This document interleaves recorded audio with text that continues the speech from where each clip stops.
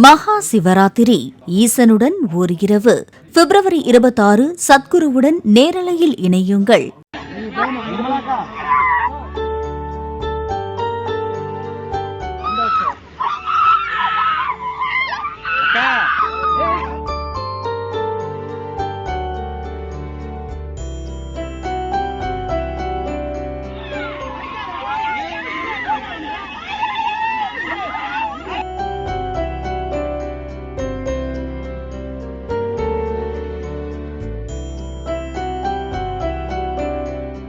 நீ ஏன் வண்டியை கொடுத்த என கதறி எழுது கொண்டு விபத்தில் உயிரிழந்தவரின் அக்காவை அவரது கணவர் தாக்கிய காட்சிகள்தான் இவை.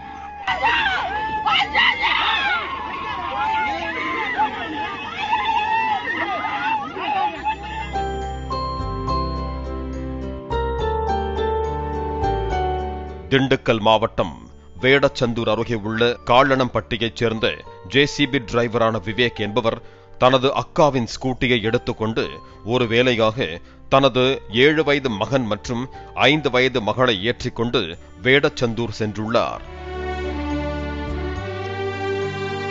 வேலையை முடித்துவிட்டு தனது ஊரான காலணம்பட்டியை நோக்கி திண்டுக்கல் சாலையில் விவேக் ஸ்கூட்டியில் சென்று கொண்டிருந்தார்.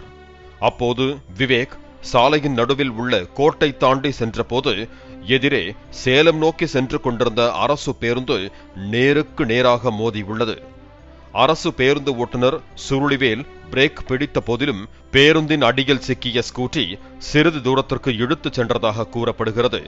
இதில் ஸ்கூட்டியை ஓட்டிய விவேக் சம்பவ இடத்திலேயே உயிரிழந்தார்.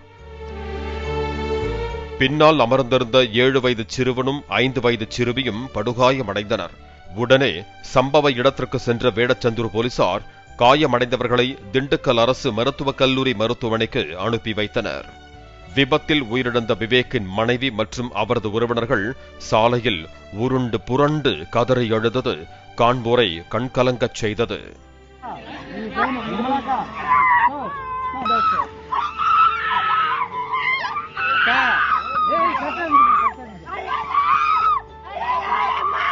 இதனைத் தொடர்ந்து மருத்துவமனையில் அனுமதிக்கப்பட்ட 5 வயது சிறுமி சிகிச்சை பலனின்றி உயிரிழந்து விட்டதாக மருத்துவர்கள் தெரிவித்தனர்.